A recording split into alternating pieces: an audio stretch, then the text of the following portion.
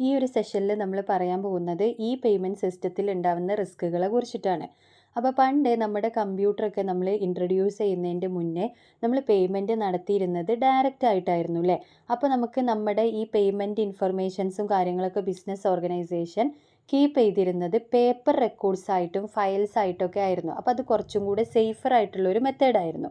പക്ഷെ പിന്നീട് E commerce എന്നുള്ള സിസ്റ്റം വന്നപ്പോൾ നമ്മുടെ പേയ്മെൻറ്റ് റിലേറ്റഡ് ആയിട്ടുള്ള ഇൻഫർമേഷൻസും കാര്യങ്ങളൊക്കെ പിന്നെ നമ്മൾ ട്രാൻസ്മിറ്റ് ചെയ്യുന്നതെല്ലാം ഇൻ്റർനെറ്റിലൂടെ ആയി.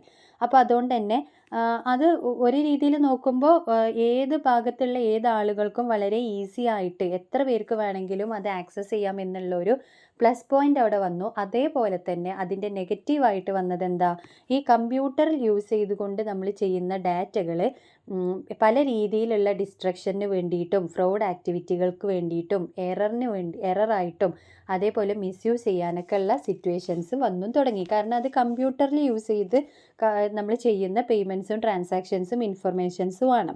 അപ്പോൾ പേപ്പറിനെക്കാട്ടിലും കുറച്ചും കൂടെ അവിടെ നമ്മൾ എന്ത് ചെയ്യണം, കുറച്ചും കൂടെ കോഷ്യസ് ആയിരിക്കണം, നമുക്കവിടെ കൺസേൺ കൂടുതലായിരിക്കും. അപ്പോൾ നമ്മുടെ ഈ വളരെ ഇമ്പോർട്ടൻ്റ് ആയിട്ടുള്ള ഈ പേയ്മെൻറ്റ് ഇൻഫർമേഷൻസും കാര്യങ്ങളൊക്കെ കൂടുതൽ സെക്യൂരിറ്റി കൊടുക്കുക എന്നുള്ളത് നമുക്ക് വലിയൊരു കൺസേൺ ആയിട്ട് വന്നു. അപ്പോൾ നമുക്ക് പല രീതിയിലുള്ള പേടികളും ഉണ്ട്. അതായത് ഇത് നഷ്ടപ്പെട്ടു പോവോ, അല്ലെങ്കിൽ ഇത് ആരെങ്കിലും ഡാമേജ് ചെയ്യോ, അല്ലെങ്കിൽ വേറെ ആരെങ്കിലും ഇത് യൂസ് ചെയ്യോ, ഡിസ്ക്ലോഷർ ആവോ എന്നുള്ള പേടിയൊക്കെ നമുക്കുണ്ട്. അപ്പോൾ അത്രയും സ്ട്രോങ് ആയിട്ടുള്ള സെക്യൂരിറ്റി മെക്കാനിസം കൊണ്ടുവരണം എന്നുള്ള അതായത് അത് പ്രൊട്ടക്റ്റ് ചെയ്യാൻ വേണ്ടിയിട്ട് അത്രയും സ്ട്രോങ് ആയിട്ടുള്ള മെക്കാനിസംസ് നമുക്ക് കൊണ്ടുവരേണ്ടതായിട്ടുള്ള സിറ്റുവേഷൻസ് വന്നു. അപ്പോൾ ഈ പേയ്മെൻറ്റ് സിസ്റ്റത്തിൽ ഇപ്പോൾ നമ്മൾ നേരത്തെ പറഞ്ഞ പോലെ ഒരുപാട് പോസിറ്റീവ് ആസ്പെക്ട്സുകൾ ഉണ്ടെങ്കിലും നമുക്കതിൻ്റെ ഡിസഡ്വാൻറ്റേജുകൾ അല്ലെങ്കിൽ അതിൻ്റെ നെഗറ്റീവ് സൈഡുകളെ നമുക്കൊരിക്കലും കാണാതെ പോകാൻ പറ്റില്ല. കാരണം നമുക്ക് നമ്മുടെ ക്യാഷാണ്, നമ്മളുടെ പേഴ്സണൽ ഇൻഫർമേഷൻസ് ആണ്, നമ്മളെ ട്രാൻസാക്ഷൻസ് അക്കൗണ്ട്സ് ആണ്. അപ്പോൾ അതെല്ലാം സേഫ് ആക്കുക എന്നുള്ളത് നമ്മുടെയും കൂടെ ഉത്തരവാദിത്തമാണ്. അപ്പോൾ അതിൻ്റെ ഈ നെഗറ്റീവ് സൈഡുകളെ നമ്മൾ ഒരിക്കലും എന്ത് ചെയ്യാൻ പാടില്ല, ഇഗ്നോർ ചെയ്തിട്ട് പോകാൻ വേണ്ടിയിട്ട് പാടില്ല. അപ്പോൾ യൂസേഴ്സ് എന്തായിരിക്കണം, എപ്പോഴും നമ്മുടെ പ്രൈവസി അതേപോലെ നമ്മളെ സെക്യൂരിറ്റിനെ കുറിച്ചിട്ടൊക്കെ നല്ല കൺസേൺഡ് ആയിരിക്കണം ഈ ഇലക്ട്രോണിക് പേയ്മെൻറ്റ് സിസ്റ്റം യൂസ് ചെയ്യുമ്പോൾ. അപ്പോൾ മെയിനായിട്ട് 2 രീതിയിലാണ് നമ്മൾ റിസ്കുകളെ ഡിവൈഡ് ചെയ്തിട്ടുള്ളത്, ക്ലാസിഫൈ ചെയ്തിട്ടുള്ളത്. കസ്റ്റമേഴ്സ് റിസ്ക്കും മെർച്ചൻസ് റിസ്ക്കും. അതായത് കസ്റ്റമർ സൈഡിലും റിസ്കുകൾ ഉണ്ടാവും, മെർച്ചൻറ്റിൻ്റെ സൈഡിലും റിസ്കുകൾ ഉണ്ടാവും. അപ്പോൾ നമുക്ക് എന്താണ് കസ്റ്റമേഴ്സിൻ്റെ സൈഡിൽ വരുന്ന റിസ്കുകൾ എന്ന് നോക്കാം. ആദ്യത്തേതാണ് സ്റ്റോളൻ ക്രെഡൻഷ്യൽസ് ഓർ പാസ്വേഡ്.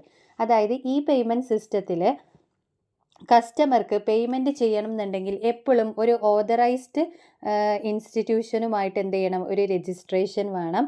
അപ്പോൾ ആ രജിസ്ട്രേഷൻ ഉണ്ടെങ്കിൽ മാത്രമേ അത് നമ്മൾ ഒറിജിനലാണ് എന്ന് നമുക്ക് തെളിയിച്ചെങ്കിൽ മാത്രമേ എന്ത് ചെയ്യാൻ പറ്റുള്ളൂ, നമുക്കവിടെ പേയ്മെൻറ്റ് നടത്താൻ വേണ്ടിയിട്ട് പറ്റുള്ളൂ. പക്ഷേ അപ്പോഴും നമ്മൾ ചിന്തിക്കേണ്ട കാര്യം എന്താണെന്ന് വെച്ചാൽ, നമ്മളെപ്പോഴും യൂസ് ചെയ്യുന്നത് ഒരു യൂസർ നെയിമും പാസ്വേഡും വെച്ച് ലോഗിൻ ചെയ്തിട്ട് അല്ലെങ്കിൽ എന്തെങ്കിലും ഒരു സെക്യൂരിറ്റി ക്വസ്റ്റ്യൻ വെച്ചിട്ട് നമ്മളത് കറക്റ്റായിട്ട് ആൻസർ ചെയ്യുമ്പോഴൊക്കെയാണ് നമുക്ക് ഈ ട്രാൻസാക്ഷനുള്ള പെർമിഷൻ കിട്ടുക. നമ്മൾ ഈ പിൻ നമ്പറൊക്കെ അടിച്ച് കൊടുത്തിട്ട് അങ്ങനെയൊക്കെ ചെയ്യാറുണ്ട്.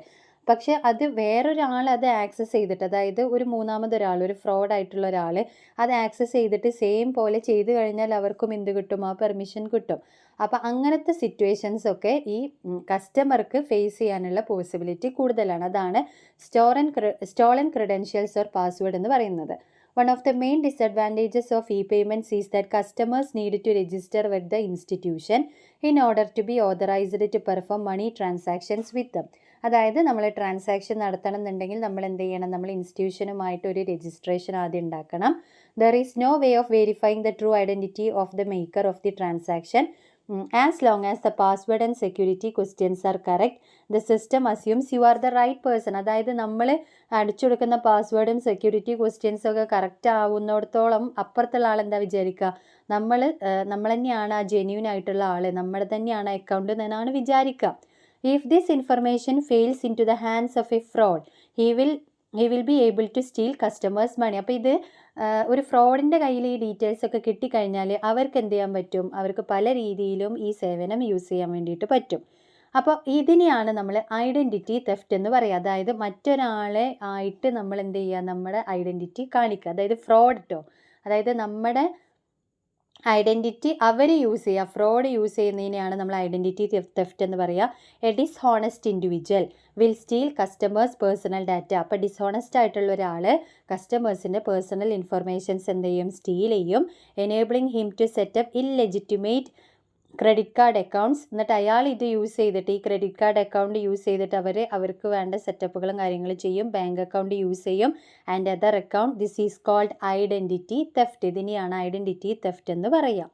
പിന്നെ രണ്ടാമത്തെ കസ്റ്റമർക്ക് വരുന്ന റിസ്ക് ആണ് ഡിസ്ഹോണസ്റ്റ് മെർച്ചൻ്റ് എന്നുള്ളത്. Is the dishonest merchant who accepts credit cards for payment for legitimate sales and then gives these numbers to others. അതായത് ഞാൻ ഒരു സാധനം തരാമെന്ന് പറഞ്ഞിട്ട് മെർച്ചൻ്റ് എന്ത് ചെയ്യും, ലെജിറ്റിമേറ്റ് ആയിട്ട് ക്രെഡിറ്റ് കാർഡ് പേയ്മെൻറ്റ്സും കാര്യങ്ങളൊക്കെ സപ്പോർട്ട് ചെയ്യും. പക്ഷേ ആ നമ്പേഴ്സ് പിന്നെ എന്ത് ചെയ്യും, വേറൊരാൾക്ക്, പുറത്തുള്ള ഒരാൾക്ക് എന്ത് ചെയ്യുക, അത് ചോർത്തുക എന്നൊക്കെ പറയില്ല, അതായത് ആ ഇൻഫർമേഷൻ കൈമാറുക, അങ്ങനെയൊക്കെ ചെയ്യുന്ന പല ഉടായ്പ് ബിസിനസ് കാര്യങ്ങളും ഉണ്ടാവും. അപ്പോൾ അതാണ് ഡിസ്ഹോണസ്റ്റ് മെർച്ചൻ്റ്. അപ്പോൾ അതും ആര് ഫേസ് ചെയ്യേണ്ട റിസ്ക്കാണ്, കസ്റ്റമർ ഫേസ് ചെയ്യേണ്ട റിസ്ക്കാണ്. മറ്റൊന്നാണ് ഡിസ്പ്യൂട്ട്സ് ഓവർ ട്രാൻസാക്ഷൻ. ഒരു ട്രാൻസാക്ഷൻ നടക്കുമ്പോൾ സ്വാഭാവികമായിട്ടും പല രീതിയിലുള്ള പ്രശ്നങ്ങൾ, കോൺഫ്ലിക്റ്റുകൾ അവിടെ ഉണ്ടാവും. അതിനെയാണ് ഡിസ്പ്യൂട്ട്സ് എന്ന് പറയുന്നത്. One of the great problems of E payments is the lack of authentication. ഒന്നാമത് നമ്മൾ നേരിട്ട് കാണുന്നില്ല, അപ്പോൾ അവിടെ ഒരു ഒതൻറ്റിക്കേഷൻ്റെ പ്രശ്നം ഉണ്ടാവുന്നുണ്ട്. പിന്നെ റെപ്യൂഡിയേഷൻ ഓഫ് ചാർജസ്, അതായത് പല രീതിയിലുള്ള ചാർജസും ഇതിന്ന് ട്രാൻസാക്ഷൻ യൂസ് ചെയ്യുന്നുണ്ടാവും. അപ്പോൾ അതിൽ അങ്ങോട്ടും ഇങ്ങോട്ടും പല തർക്കങ്ങളും ഉണ്ടാവാം. പിന്നെ ക്രെഡിറ്റ് കാർഡ് ഫ്രോഡ് ആക്ടിവിറ്റീസ് ഉണ്ടാവാം. അപ്പോൾ ഇതൊക്കെ പല രീതിയിലുള്ള തർക്കങ്ങൾ അങ്ങോട്ടും ഇങ്ങോട്ടും ഉണ്ടാവാനുള്ള പോസിബിലിറ്റി കൂടുതലാണ്. പിന്നെ conflicts over payments often arise because the payments are not done manually but by an automated system that can cause errors. അതായത് ഇങ്ങനെ കോൺഫ്ലിക്റ്റുകൾ ഉണ്ടാവാനുള്ള ഒരു മെയിൻ റീസൺ എന്ന് പറയുന്നത് നമ്മൾ മാനുവലി അല്ലേ അതൊന്നും ചെയ്യുന്നത്, ഇതൊക്കെ ഒരു ഓട്ടോമാറ്റിക് സിസ്റ്റമാണ് ചെയ്യുന്നത് അല്ലേ. അപ്പോൾ അവിടെ ആ മെഷീൻ റിലേറ്റഡ് എറേഴ്സ് വന്നു കഴിഞ്ഞാലും അത് തർക്കങ്ങളിലേക്ക് എത്തും. This is especially common when payment is done on a regular basis to many recipients. അതായത് ഒരുപാട് ആളുകൾക്ക് പല ടൈമിലായിട്ട് റെഗുലറായിട്ട് നമ്മളിങ്ങനെ പേയ്മെൻറ്റ് ചെയ്യുമ്പോൾ സിസ്റ്റത്തിന് പല എററുകളും വരാനുള്ള ചാൻസ് ഉണ്ട്. അപ്പോൾ ഇതിലൂടെ പല തർക്കങ്ങൾക്കും അത് എത്തിച്ചേരും. Disputes involving credit card transactions are relatively common, usually involving unauthorized transaction like using stolen cards, account statement errors and dissatisfaction regarding goods and services. അപ്പോൾ ഇതിൽ കോമൺ ആയിട്ട് വരുന്ന കുറച്ച് പ്രശ്നങ്ങളാണ്. ഒന്ന്, നമ്മുടെ കാർഡ് ആരെങ്കിലും സ്റ്റോൾ ചെയ്തിട്ടുണ്ടാവുന്ന ട്രാൻസാക്ഷൻ. അപ്പോൾ നമ്മളല്ല ചെയ്യുന്നത്, പക്ഷേ വേറെ ആരെങ്കിലും ചെയ്താൽ നമ്മൾ ആ മെർച്ചൻറ്റുമായിട്ട് ചിലപ്പോൾ നമുക്ക് തർക്കിക്കേണ്ടി വരും. പിന്നെ നമ്മൾ ബാങ്ക് അക്കൗണ്ട് സ്റ്റേറ്റ്മെൻറ്റിൽ ഉണ്ടാവുന്ന എററുകൾ, അതേപോലെ അവർ പ്രൊവൈഡ് ചെയ്ത ഗുഡ്സിലും സർവീസസിലും ഉണ്ടാവുന്ന സാറ്റിസ്ഫാക്ഷൻ നമുക്ക് കിട്ടാതെ വരിക, അങ്ങനത്തെ പ്രശ്നങ്ങളിലൊക്കെ എന്ത് വരാം, ഡിസ്പ്യൂട്ട്സ് ഉണ്ടാവാനുള്ള ചാൻസ് ഉണ്ട്. പിന്നെ inappropriate use of transaction details. നമ്മൾ ട്രാൻസാക്ഷൻ ഡീറ്റെയിൽസ് പല ആവശ്യങ്ങൾക്ക് വേണ്ടിയിട്ടും എന്ത് ചെയ്യാം, യൂസ് ചെയ്യപ്പെട്ടേക്കാം. അപ്പോൾ അതൊരു വലിയ പ്രശ്നമാണ്. Merchant may use personal data and many individuals may not expect or understand the way their information is used. Merchant നമ്മളെ പേഴ്സണൽ ഡാറ്റ യൂസ് ചെയ്യുന്നുണ്ടാവും, പക്ഷെ നമുക്കത് മനസ്സിലാവില്ല. കാരണം എന്താണെന്ന് വെച്ചാൽ നമ്മളത് നേരിട്ട് കാണുന്നില്ല എന്നതാണ്. അതായത് അതൊക്കെ ബിഹൈൻഡ് സീൻസ് ആണ്, അതുകൊണ്ട് നമുക്കത് മനസ്സിലാവുന്നില്ല. Customers are not aware of this because it happens behind the scenes. അത് അതിൻ്റെ ബാക്കിൽ നടക്കുന്ന കാര്യങ്ങളാണ്, അതുകൊണ്ട് തന്നെ കസ്റ്റമേഴ്സ് അത് അറിയുന്നില്ല. And may use techniques that are not familiar with it. അല്ലെങ്കിൽ കസ്റ്റമർക്ക് ഒരിക്കലും മനസ്സിലാവാത്ത ടെക്നിക്ക് യൂസ് ചെയ്തിട്ടാണ് മെർച്ചൻറ്റ്സ് ഇത് ചെയ്യുന്നത് എങ്കിലോ അപ്പോഴും നമുക്ക് അത് മനസ്സിലാക്കാൻ പറ്റില്ല. അപ്പോൾ അങ്ങനത്തെ കാര്യങ്ങളൊക്കെ നടക്കാം എന്നുള്ളതാണ്. ഇൻഅപ്രോപ്രിയേറ്റ് യൂസേജ് അവിടെ വരാം എന്നുള്ളതാണ് ഈ ഒരു പോയിൻ്റ് കൊണ്ട് ഉദ്ദേശിച്ചത്. പിന്നെ അപ്പോൾ ഇതിൻ്റെ ഒരു എക്സാമ്പിൾ അവിടെ പറയുന്നുണ്ട്. ഇപ്പോൾ നമ്മൾ പേഴ്സണൽ ഡാറ്റ വെച്ചിട്ട് അവർക്ക് എന്ത് ചെയ്യാം, ഒരു ടാർഗറ്റഡ് പ്രൈസ് ഓഫർ ചെയ്യാം. അതായത് same goods to different people at different prices. ഒരേ സാധനം പല ആളുകൾക്കും പല വിലകളിൽ എന്ത് ചെയ്യാം, പ്രൊവൈഡ് ചെയ്യാൻ വേണ്ടിയിട്ട് പറ്റും. അപ്പോൾ നമ്മുടെ ഒരു ഓൺലൈൻ ബിഹേവിയർ അനുസരിച്ച് ഇപ്പോൾ നമ്മൾ നല്ല എമൗണ്ടിന് പർച്ചേസ് ചെയ്യുന്ന ആളാണോ എന്നൊക്കെ അനലൈസ് ചെയ്തിട്ട് നമുക്ക് കൂടുതൽ വിലക്ക് ആ ഒരു സാധനം തരാം.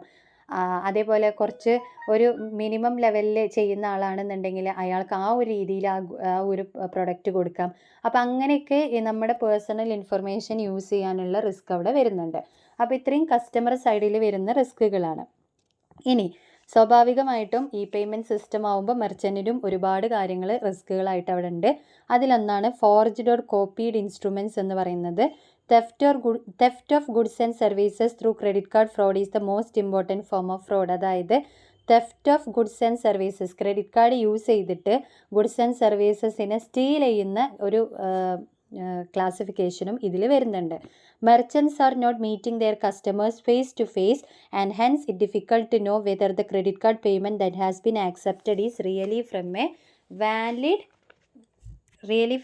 Valid customer. അതായത് ഈ മെർച്ചൻ്റ് ഒരിക്കലും ഇതൊരു ഫേസ് ടു ഫേസ് ആയിട്ടല്ല നടക്കുന്നത്. അപ്പോൾ അതുകൊണ്ട് അയാൾക്ക് ഒരിക്കലും മനസ്സിലാക്കാൻ കഴിയില്ല ഇതൊരു വാലിഡ് കസ്റ്റമർ ആണോ അല്ലേ എന്നുള്ളത്.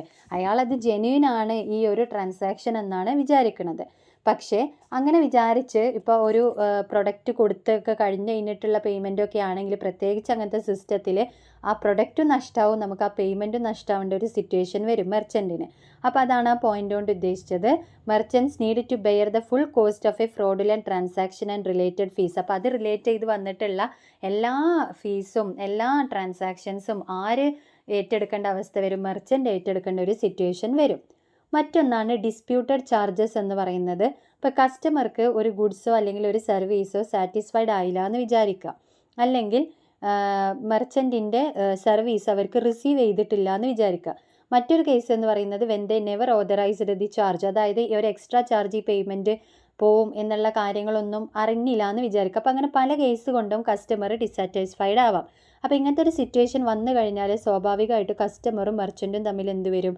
ഒരു തർക്കം വരും. അപ്പോൾ കസ്റ്റമർക്ക് ആ മണി പേ ബാക്ക് ചെയ്യേണ്ടി വരും. അപ്പോൾ അങ്ങനത്തെ ഒരു സിറ്റുവേഷനും മെർച്ചൻറ്റിന് ഫേസ് ചെയ്യേണ്ടി വരും.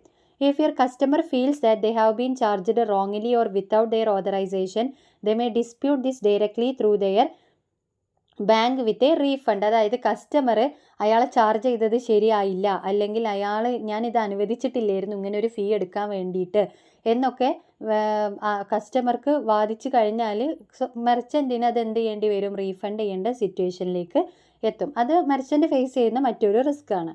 പിന്നെ ഒരു റിസ്ക് ആണ് insufficient funds in customers account. അതായത് ഇപ്പോൾ ചെക്സ് ആണെങ്കിലും ക്രെഡിറ്റ് കാർഡ് ആണെങ്കിലും ഒക്കെ മെർച്ചൻറ്റിന് അതായത് അയാൾക്ക് പ്രൊഡക്റ്റ് കൊടുക്കുമ്പോൾ അയാൾക്ക് അതിനുള്ള ക്യാഷ് കിട്ടണം. അപ്പോൾ ഈ ചെക്കൊക്കെ വരുമ്പോൾ, പ്രത്യേകിച്ച് ചെക്സൊക്കെ വരുമ്പോൾ ഇത് ആ അക്കൗണ്ടിൽ ക്യാഷ് ഉണ്ടോ ഇല്ലേ എന്നുള്ള ഒരു റിസ്ക് മെർച്ചൻറ്റിന് സ്വാഭാവികമായിട്ടും ഉണ്ടാവും. അപ്പോൾ അതാണ് അവിടെ പറയുന്നത്. പിന്നെ അതേപോലെ തന്നെ the funds from an electronic check transaction remain in electronic check account until the funds have cleared or until the transaction is returned or charged back. The e-commerce system will inform a merchant of a returned transaction and the cost thereof, usually within 2 to 3 days of the original transaction date. The two most common reasons a transaction is returned are insufficient funds.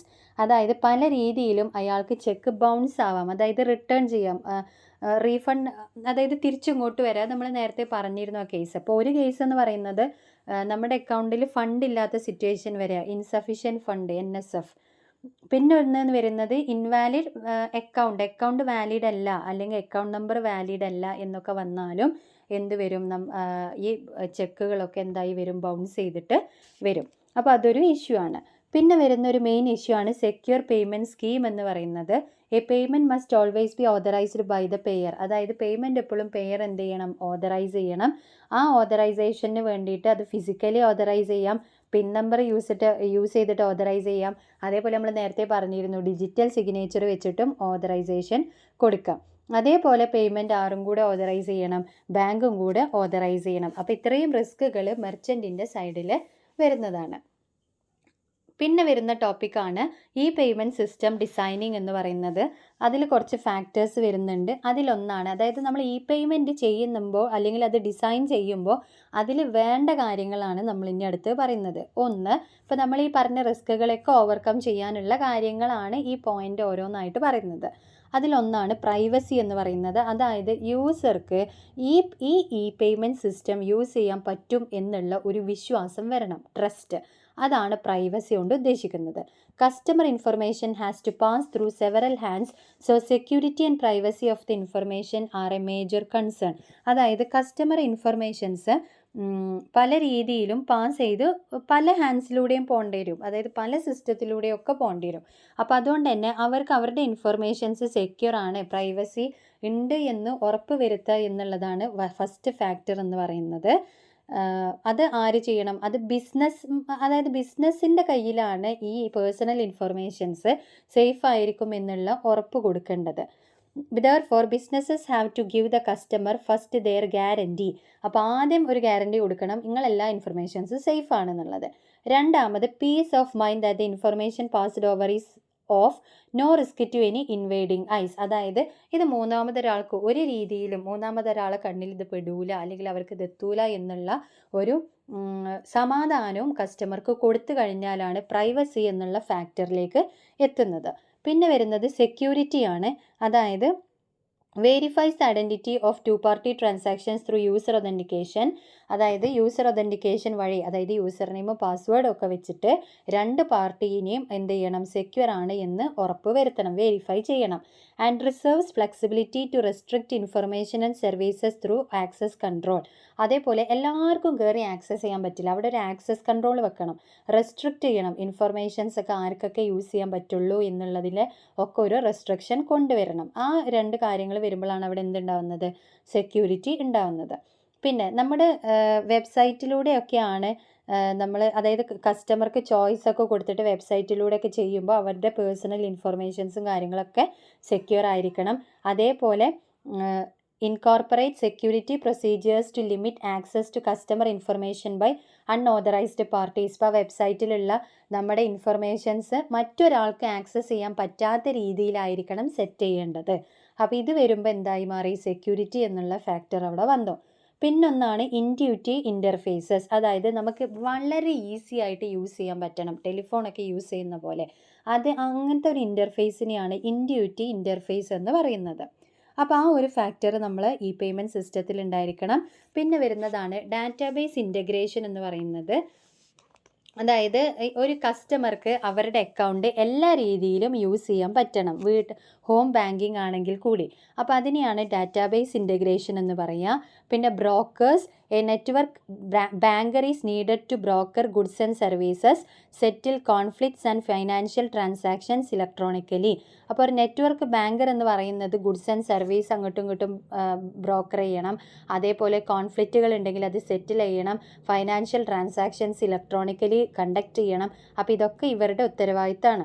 അപ്പോൾ in case എന്തെങ്കിലും customer സൈഡിൽ നിന്ന് complaints എന്തെങ്കിലും വന്നാൽ അത് handle ചെയ്യണം. അതേപോലെ warranty തർക്കങ്ങൾ വന്നു കഴിഞ്ഞാൽ അതിനെക്കുറിച്ചിട്ട് അത് ഡീൽ ചെയ്യണം. അതേപോലെ തന്നെ customers may be in another country and it is very difficult to safeguard their rights.